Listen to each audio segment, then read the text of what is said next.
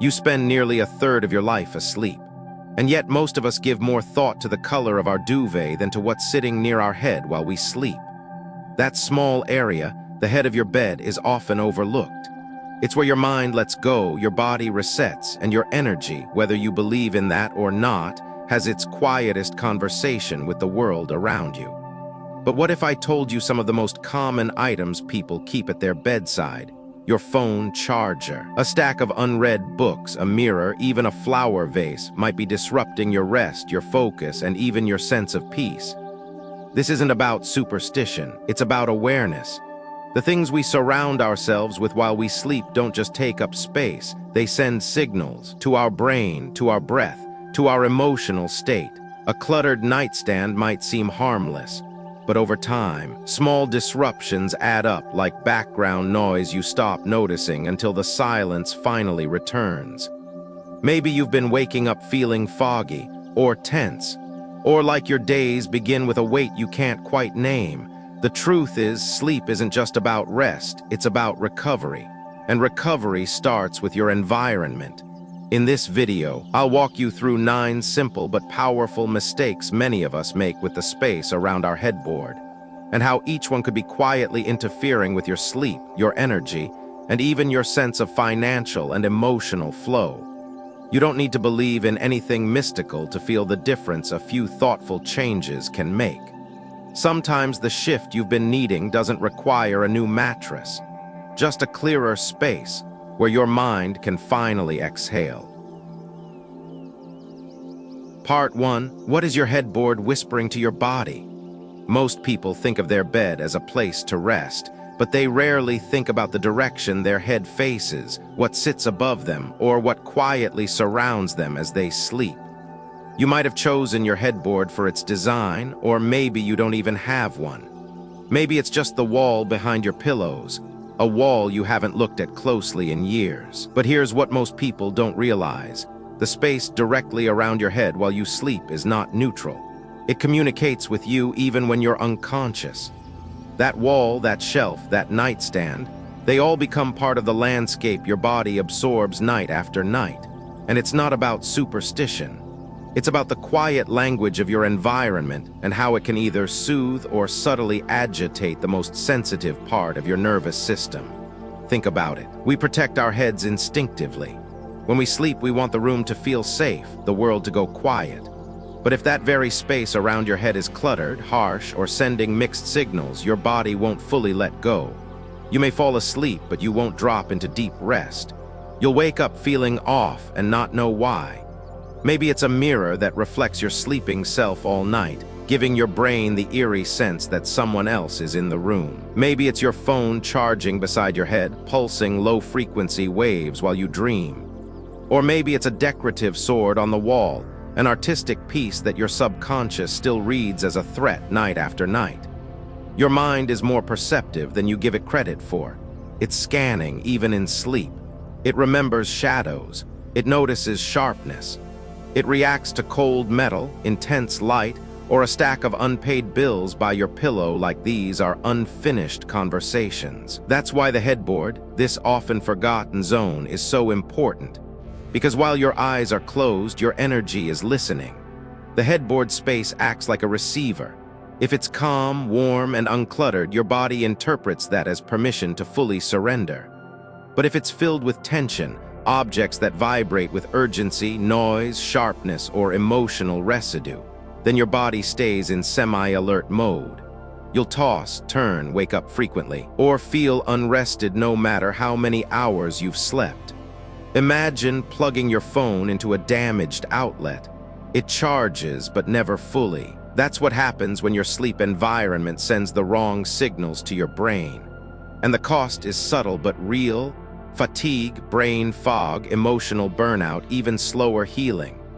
In American homes, the bedroom is often treated as a functional space, not an emotional one. We throw things on the nightstand. We stack books we'll never read. We hang artwork that looks good but carries no emotional meaning. And slowly, without realizing, we surround our heads with energetic noise. Over time, that noise becomes a weight. You wake up already carrying something. You don't know why, but your mornings feel heavier. Your thoughts are slower, you crave more coffee, you feel less clear about what you want, what you need, and it becomes a pattern. But what if you shifted just that one space, the head of your bed? What if you treated it not like a blank wall or a storage zone, but like the entry point for restoration? A place that's meant to recharge your clarity, your peace, and maybe even your sense of direction. When you begin to remove what doesn't belong, mirrors that bounce light, electronics that hum, old photos that tug at grief, you'll notice something start to shift.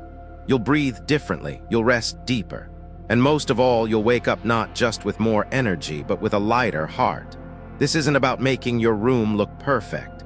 It's about tuning into what your body has been quietly asking for. What feels safe? What feels soft? What lets you let go? The head of your bed is not just a design choice. It's a message. Every night it tells your body something, and every morning your body shows you how well it listened.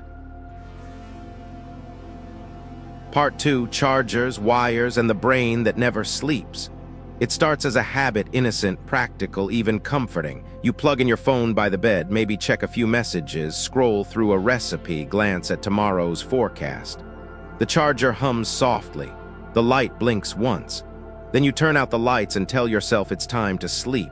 But your brain doesn't listen, not fully, because while your eyes are closed, something else is still glowing, still buzzing, still whispering, stay alert. And you may not hear it, but your body does. Night after night, that tiny current of electricity becomes more than a background hum. It becomes a signal, a quiet invitation to stay half awake. In so many American homes, the nightstand has become a second office, a second kitchen, a second inbox. Chargers for phones, watches, tablets, even Bluetooth devices now rest just inches from our pillows. And we rarely question it, because it's normal, because it's convenient, because somehow staying reachable has become more important than being fully rested. But here's what most people don't realize. The human brain, even in sleep, is scanning its surroundings. It listens for patterns, for shifts, for light, for sound, for energy. And while we may not feel it consciously, studies have shown that low-level electromagnetic fields, the kind emitted by charging devices, can interfere with the body's natural rhythms. Your nervous system doesn't fully power down. Instead, it hovers. You toss a little more, wake up earlier, dream less vividly, feel slower in the morning. This isn't just theory, it's something you can feel if you listen closely. That dragging sensation when you wake up. The mental fog by 10 a.m. The short temper, the lack of clarity. The craving for sugar or caffeine or just 10 more minutes in bed. And it's not because you didn't sleep long enough. It's because your sleep wasn't deep enough. The kind of sleep that rebuilds you, that restores your immune system, repairs your cells, strengthens your memory, only happens when the body feels truly safe, truly off-grid.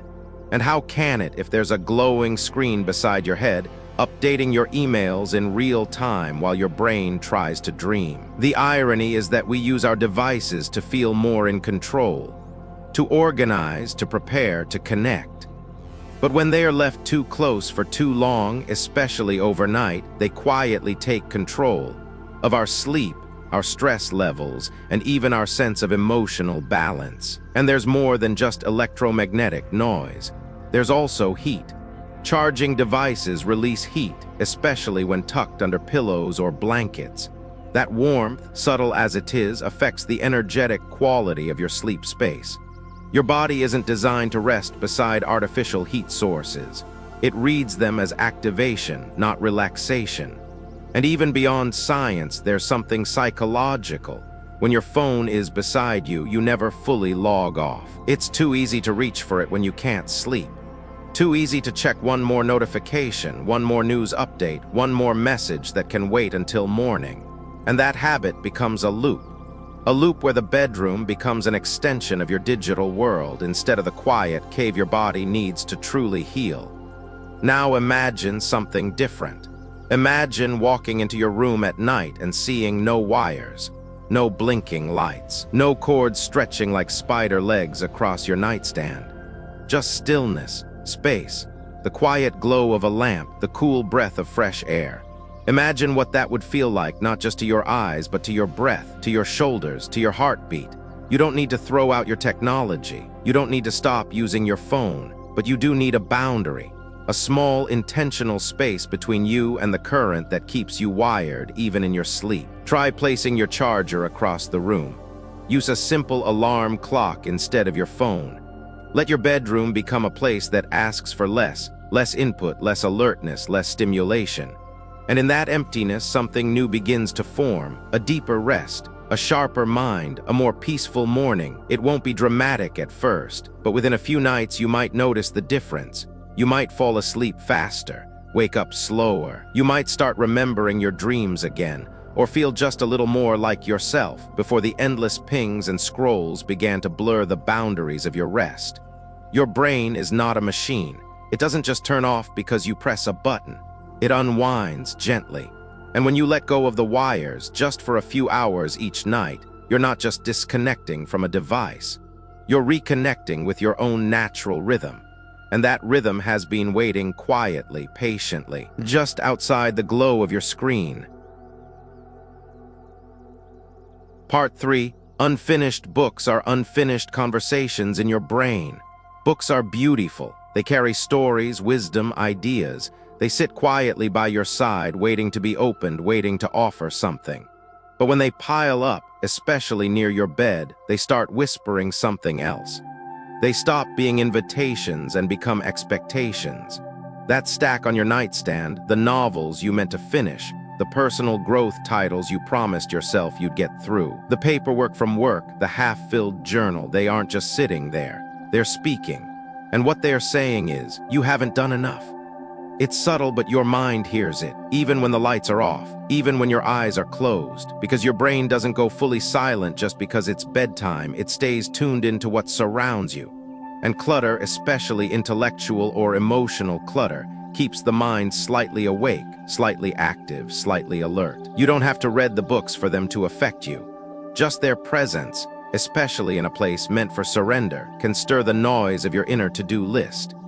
Maybe you lie down hoping for rest, but your brain replays a line from chapter 3. Or maybe you keep meaning to finish that workbook, but instead you wake up with a fog of guilt. And over time, the bedroom, the most sacred room in your home, becomes less of a sanctuary and more of a mental workspace. It's not just about mess, it's about meaning. A clean room can still feel heavy if what's in it is pulling at your attention. And unfinished books are the perfect metaphor for the way we live now, always learning, always growing, always trying to be more. But sometimes what we need isn't more input. It's pause, completion, or permission to let go. Think about how often you lie in bed and think of everything you haven't done. The email you forgot, the call you didn't return, the chapters you didn't finish. That low-grade pressure doesn't come from nowhere. It comes from things in your line of sight, from symbols of effort without closure. And books, especially the ones we feel guilty about not reading, carry that weight. They're reminders, subtle, persistent reminders. Even paperwork does the same. A stack of bills, tax forms, printouts from your last doctor's visit. They may look neat in a folder, but emotionally they're not neutral. They hold tension. They carry stories too, just not the kind that help you sleep. And sleep, true sleep, happens when the mind no longer feels the need to respond. But how can it rest when the space around your head says, "You're not done"? That's the turning point most people don't realize. Your bedroom doesn't just reflect your habits, it shapes them. If your nightstand looks like an unfinished conversation, your dreams will echo the same tone, scattered, rushed, unresolved. And it's not about never reading in bed. It's about boundaries, about choosing what deserves your final attention each day. One book, one object, one simple, clean space that says, "The day is complete." That's where peace begins. That's where clarity grows, because peace doesn't come from finishing everything.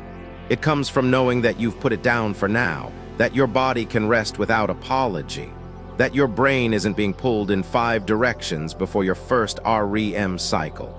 If you want better sleep, clearer mornings, a softer heart, you don't need more shelves. You need less noise. You need to remove the weight of what you're not yet finished with and trust that it can wait outside the door. Your bedroom is your breathing space, and every item in it either supports that breath or interrupts it. The pile of self-help books isn't bad. The paperwork isn't evil. The guilt you feel when you see them, that's the part that matters, because rest doesn't grow in guilt. It grows in release. And sometimes the most healing thing you can do is admit that a book isn't meant to be finished, or that it doesn't belong by your head while you sleep. Place it somewhere else. Create a little distance.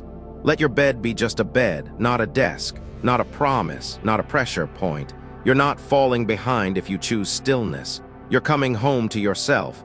You're reclaiming the one place where your mind should feel free from expectation. And that quiet choice, the choice to clear your nightstand, isn't small. It's an act of protection, of tenderness, of wisdom, and your body will thank you for it every single morning.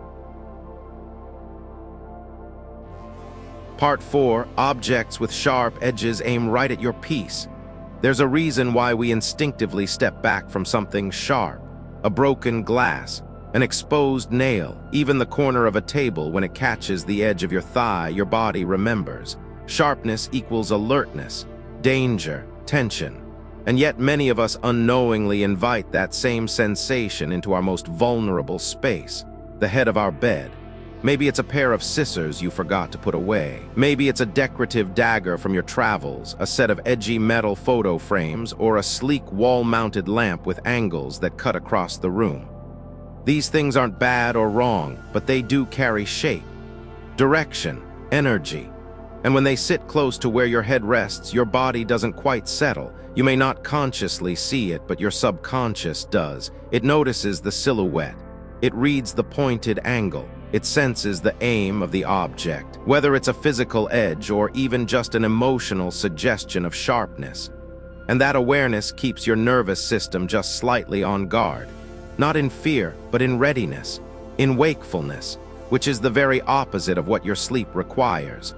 Your brain is wired for protection. Even during deep sleep, it remains quietly alert to your surroundings.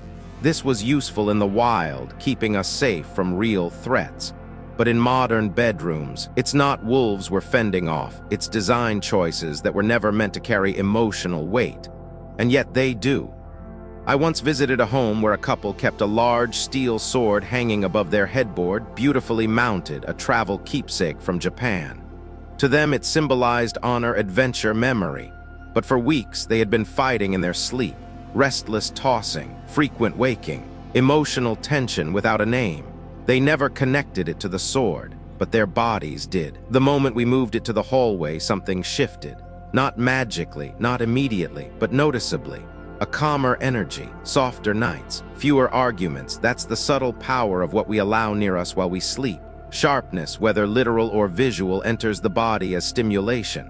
A spiky metal lamp might excite a showroom floor, but by your head it creates friction. Your thoughts scatter more. Your dreams carry more tension. You might even clench your jaw, tighten your shoulders, and wake up feeling like you fought your own bed. And here's the nuance. Not all danger looks dangerous. Some sharp edges are elegant. Some objects are beautifully crafted.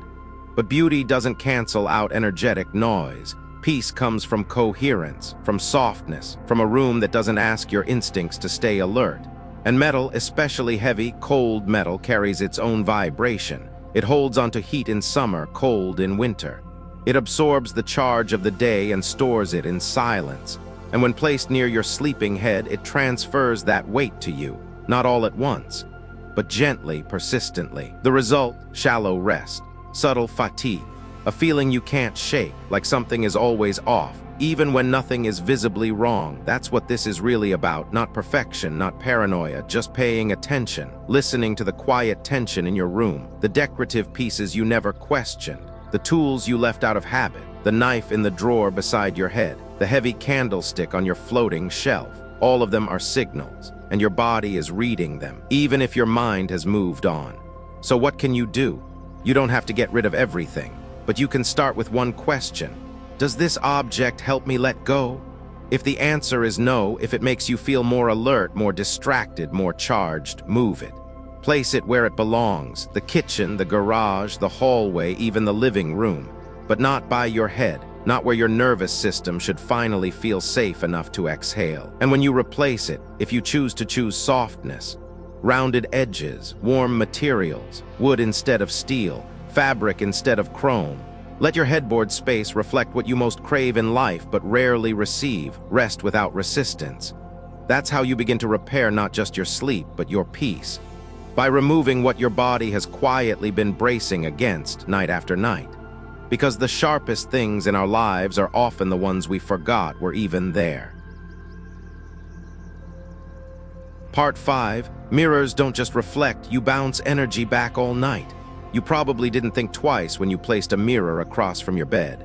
Maybe it opens up the room, makes it feel larger. Maybe it reflects natural light during the day or captures a soft lamp glow at night.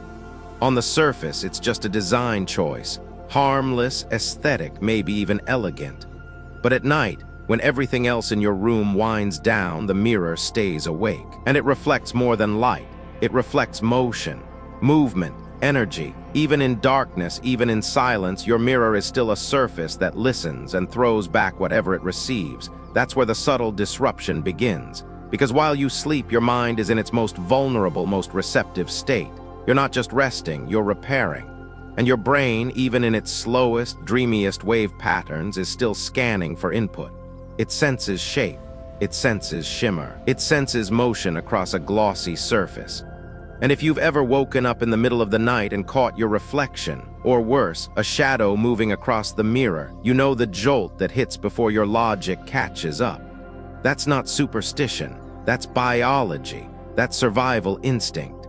It's your brain doing its job, keeping you safe from perceived threats, even when those threats are just flickers of your own movement echoing back to you. And it doesn't have to be a full-body reflection. Even a partial mirror on a dresser, a closet door, or leaning softly in the corner can change the energy of your sleep space. Because the human brain can't fully ignore the presence of another form, even if that form is just your own reflection in the dark. Psychologically, mirrors represent awareness. They represent reflection, literally and figuratively. They ask us to notice, to pay attention. But in the sacred space of sleep, that invitation to notice becomes a burden. Your rest becomes lighter, less anchored, less deep. As if your body is sleeping, but your mind is still half facing the surface that refuses to go still. Mirrors also bounce energy. In energetic terms, not mystical, just environmental, a mirror doubles everything it sees. If it faces clutter, it reflects clutter. If it faces you sleeping, it reflects that vulnerable image back. Over and over, hour after hour. That creates a cycle, not just of visual disruption, but of emotional repetition. A kind of echo that never quite lets your nervous system drop all the way into rest. That's why so many sleep experts, not just energy consultants, recommend removing or covering mirrors near the bed. Because peace doesn't need to be watched, it needs stillness, darkness, depth. And a mirror, by its very nature, can't offer that. It interrupts it, softly but consistently. And here's the thing, it's not about fear. It's not about ghosts or bad luck or anything superstitious. It's about understanding how sensitive your brain is when you sleep. How subtle signals, like the shimmer of a mirror catching moonlight, can ripple through your rest in ways you won't connect at first. Maybe you've been waking up at 3:00 a.m. with no clear reason. Maybe your dreams feel more scattered, less comforting. Maybe your heart races a little when you wake, even though nothing's wrong. These are often signs of low-level energetic unrest, the kind that's easy to dismiss, but hard to live with over time. Now imagine removing that mirror, or simply covering it with a soft cloth at night. Imagine the space behind your head going still, the air around you feeling less alert. Imagine falling asleep and never feeling the sense of being seen, because you're not. You're just resting, fully, quietly. That shift might seem small, but it's often the smallest things that tip the balance between decent sleep and deep restoration. Between lying still and being held by the space around you. Your bedroom should be the one place where you are completely unobserved, where your reflection is no longer necessary, where your energy isn't asked to bounce back, it's allowed to land, to settle, to heal. So if you have a mirror facing your bed, try this tonight. Cover it, temporarily, gently. Let the room go dark in a way it hasn't for a while. Let your body feel the absence of reflection, the silence of no surface watching you sleep. And notice how you wake, not with fireworks, but maybe with softness, with ease, with a nervous system that finally felt alone enough to truly rest. Part 6. Flowers that fade and take your energy with them. Fresh flowers in a bedroom feel like a thoughtful touch. A soft vase by the window, a bouquet from the farmer's market, a few garden stems in a mason jar. They smell nice. They are beautiful, they feel alive, and in a way they are. But flowers don't just decorate a room, they carry cycles, energy, presence. And when you place them by your bed, especially near your head, you're not just inviting life, you're inviting change, you're inviting decay. Because what begins as beauty always ends as something else. The petals fall, the stems droop, the water clouds, slowly, quietly, and your body, your nervous system registers that shift even when you don't. What starts as an uplift becomes, over time, a quiet emotional drag. That vase of peonies you forgot to change out last week. It's no longer cheering the space, it's holding a heaviness, a smell you didn't notice until you took a deeper breath, a sense that something in the room is past its peak. And when that happens near your head, where your body is trying to recharge, it changes the quality of your rest. You may not dream the same way. You may wake up feeling just a little more tired, a little less clear, and it's not the flower's fault, it's their nature. Life cycles are natural. But sleep is a time for preservation, not decline, for subtle stillness, not slow death. And placing fading life beside you night after night sends a message, soft, subconscious, but real. Things are wilting here, things are fading. Add to that the biological truth: at night plants shift. During the day they give us oxygen, but in darkness their process reverses. They breathe in oxygen, they release carbon dioxide, again not enough to be dangerous, but enough to change the air. And in a closed bedroom, that change accumulates. You might wake up groggier, heavier in your breath, not knowing why. The reason may be sitting inches from your face. Then there are bugs, not always, but sometimes, gnats, dust, mold if the water sits too long. Suddenly the bedroom, the space that should feel the most clean, the most sacred, becomes a little more alive than you meant it to be. And not in a way that soothes, but in a way that nags at the edges of your comfort. It's subtle, but so is most disruption. That's why it goes unnoticed until it becomes chronic.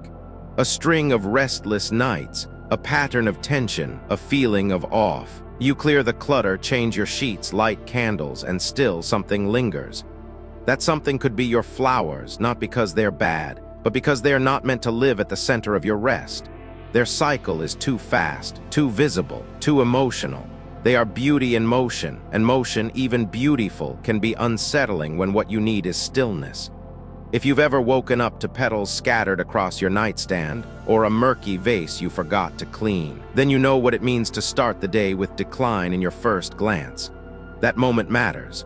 The first image your eyes land on when you wake, it sets the tone. And wilted flowers, even quietly, whisper of things passing. So what's the alternative? It's not about banishing flowers from your home. It's about relocating intention. Let your blooms live where there's movement. A dining table, a hallway, a kitchen windowsill. Spaces where energy is meant to circulate, to express, to celebrate. Not beside your head, where breath should be steady, energy should be soft, and nothing should be dying. And if you must have something living near you, choose wisely. A small plant with soft leaves, something low maintenance, something calm. Let it sit far from the bed, never looming, never crowding your breath. And above all, let the beauty around you reflect the energy you wish to invite, restful, quiet, alive, but in no rush. A flower's decline is not a tragedy, but its place near your sleep may be a mismatch. Your rest is too important to share space with what is quietly falling apart. Give yourself permission to protect that. To curate not just the look of your room, but the energy it holds at its most silent hour. Sometimes, honoring your sleep means letting go of what once looked lovely, so that what remains can truly restore you. Part 7. Photos that carry grief into your dreams. There's a framed photo on your nightstand. Maybe it's of your mother, long gone but still cherished. Maybe it's a black and white portrait of your grandparents on their wedding day, or a soft, smiling face you still miss more than you say out loud. You placed it there with love, maybe as comfort, maybe as a way to keep them close. But some nights, that closeness isn't as gentle as you hoped. some nights. It whispers grief, not healing. And your sleep, that fragile thread your body holds onto after a long day, feels just a little more weighted, just a little more pulled toward the past.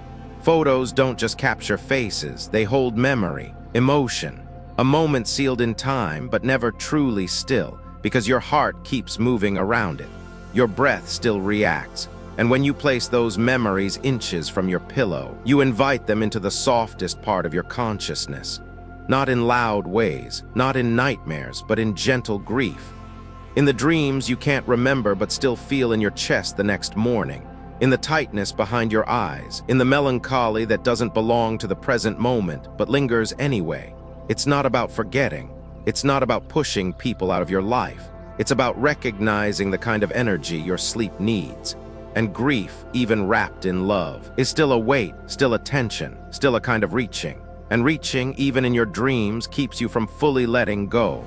Bedrooms should be the most forgiving space you enter each day. A place where your nervous system releases, where your breath slows, not because you made it, but because the room allows it. And that space, especially the space near your head, should carry only the gentlest signals. Images of calm, of warmth, of aliveness. But loss, even sacred loss, doesn't carry that vibration. It holds space in your heart, yes, but not always in your sleep. Think about the last thing you saw before closing your eyes.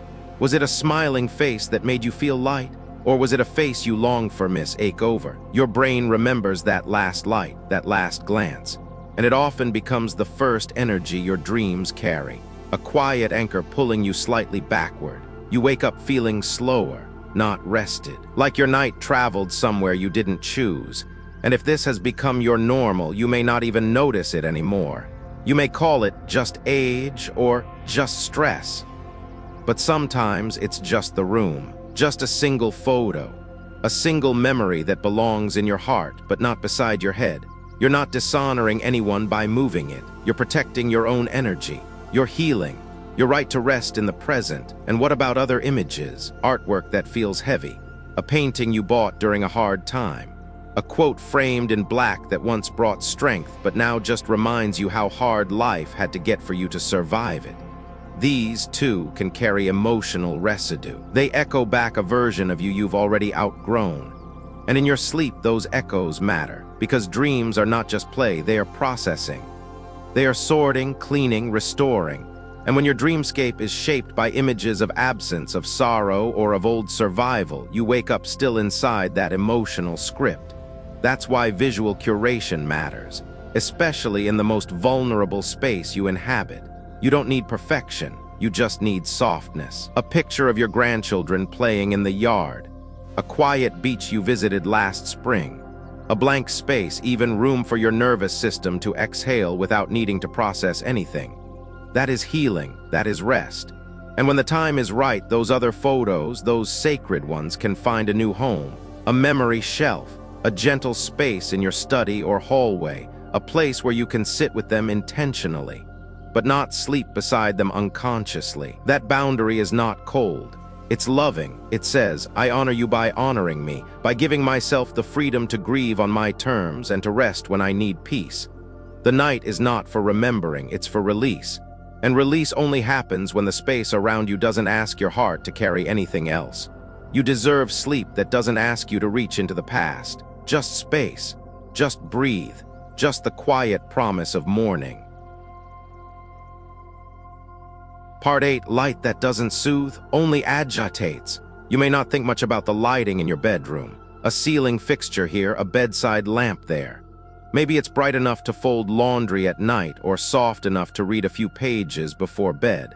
But light, especially at night, does more than help you see. It speaks directly to your body. It tells your brain what time it is, whether or not that's actually true. And sometimes, the light you think is helping you unwind is the very thing keeping you wound up. Here's what most people don't realize. Your body's internal clock, your circadian rhythm, is deeply tied to light. Warm, low light tells your brain that the day is ending. It cues the release of melatonin, the sleep hormone. Cool, bright light, especially blue-toned light, tells your brain that it's still daytime, that it should stay alert, stay productive, stay awake. Now think about your bedroom. Think about the last light you see before closing your eyes. Is it gentle, dim, soft around the edges, or is it a bright white beam from a ceiling fixture or a bedside lamp that feels more like an office light than an invitation to rest? That matters more than you think. Bright light doesn't just delay sleep, it disturbs the transition. It interrupts the slow, sacred shift from doing to being, from alertness to surrender. And when that transition gets rushed or mudded, your sleep may happen, but it doesn't heal. You fall asleep tired and wake up tired. You toss more, dream less. You start the day feeling like you didn't fully finish the night. That's the cost of light that agitates instead of soothes. The agitation isn't loud, it's subtle. It's in your eyelids glowing faintly even when closed. It's in your nervous system staying half awake, unsure if the day has truly ended.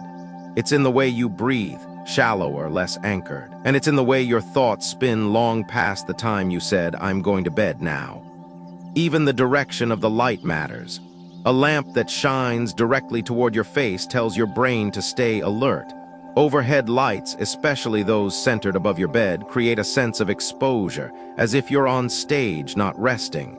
And that exposure keeps your system guarded, tense, ready, which is the very opposite of restoration. There's a reason hotel rooms often use low lamps instead of overhead fixtures. A reason spas avoid harsh lights. It's because they understand something many of us forget at home. Your environment teaches your body how to feel, and light is one of its most persuasive teachers. In many American homes, bedroom lighting was never really planned, it was inherited. A leftover fixture from the previous owner, a lamp you got on sale, a bulb you haven't thought about replacing in years. But when you finally pause to notice what that light is doing, how it feels, not just how it looks, you begin to understand why sleep hasn't felt as nourishing as it could. And the good news? This is one of the easiest things to shift. You don't need an electrician or a remodel. You just need a small bulb with a warmer tone, a lamp with a fabric shade, a light that aims down instead of out, a dimmer switch if possible. Even better, develop a rhythm with your lighting. About 30 minutes before bed, lower the lights. Let the room ease into darkness, the way the sky does before nightfall. Let your body follow that rhythm. Let your breath follow too. And if there's one change to make right away, make this: turn off the ceiling light at night. Let your body belong to the floor, to the quiet corners, to the warm shadows, not the spotlight. Light is a language, one that either says you're safe to rest now, or stay on just a little longer. If you've been feeling overstimulated, anxious, wired even after a full night's sleep, look up, look around. What kind of light is telling your body what to feel? And can you turn the volume down just a little, just enough to create that pocket of stillness, that breath of soft glow, that message that says, "You're home now and it's okay to let go"? That's when real sleep begins. That's when your body stops bracing. And that's when your room becomes not just a place to lie down, but a space where healing can begin. In the dark, without effort, without noise, without anything but the right kind of light. Part 9. Your wallet belongs near the door, not your dreams. There's a quiet ritual many people don't think about: dropping your bag or wallet at the end of the day.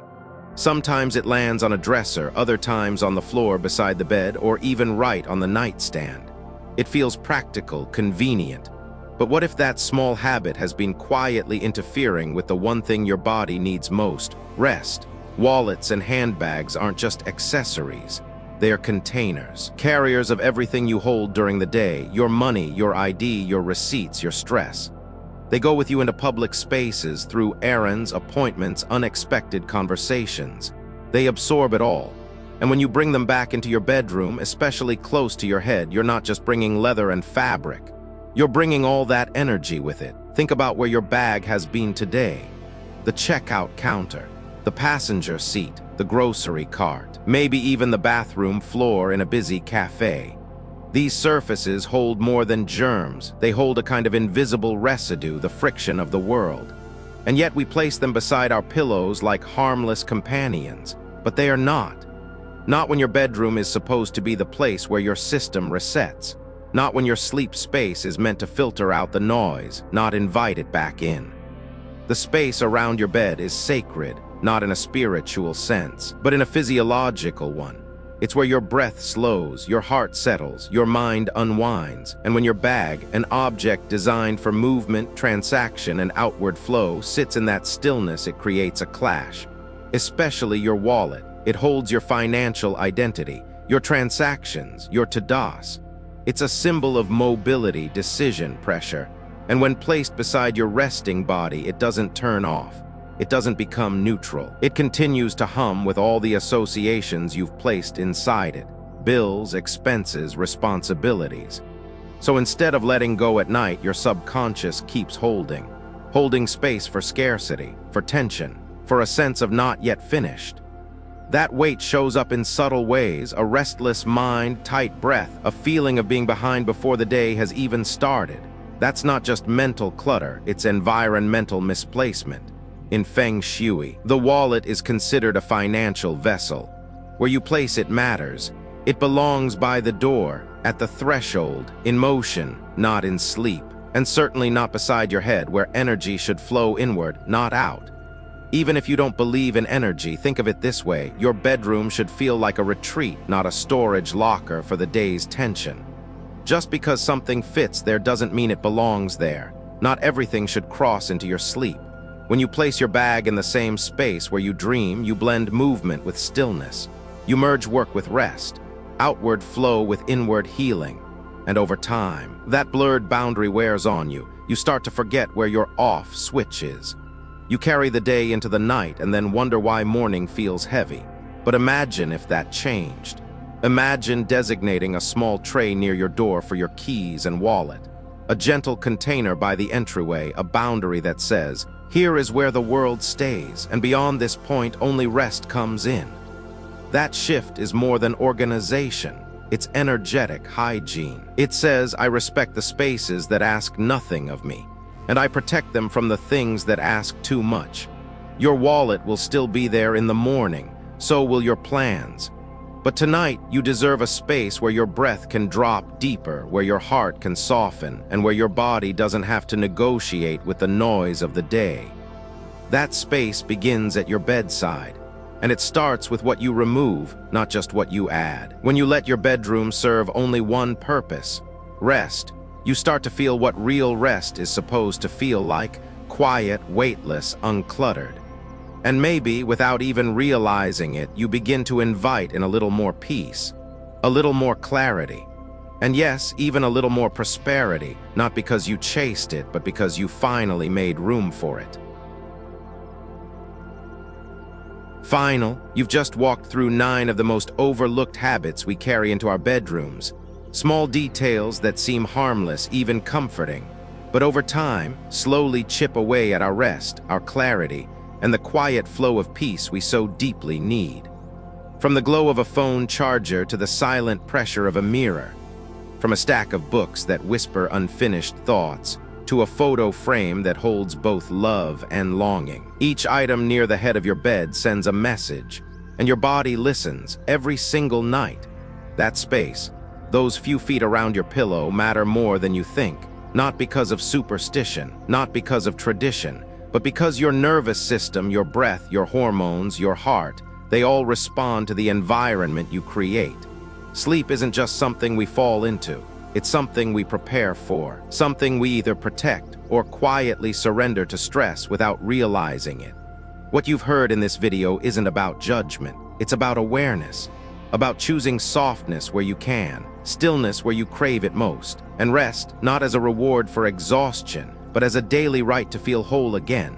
So if tonight you find yourself looking around your bedroom with new eyes, if you feel the urge to clear just one surface, unplug one charger, move one photo, let that be enough. The change starts with one shift, one breath, one moment of permission to create peace on your own terms. Thank you for spending this time with me. Thank you for caring enough about your space, your sleep, your well-being to be here. Wherever you are, however your day has been, I hope tonight brings you stillness, and that tomorrow meets you with the kind of energy that only real rest can give. You deserve that, truly.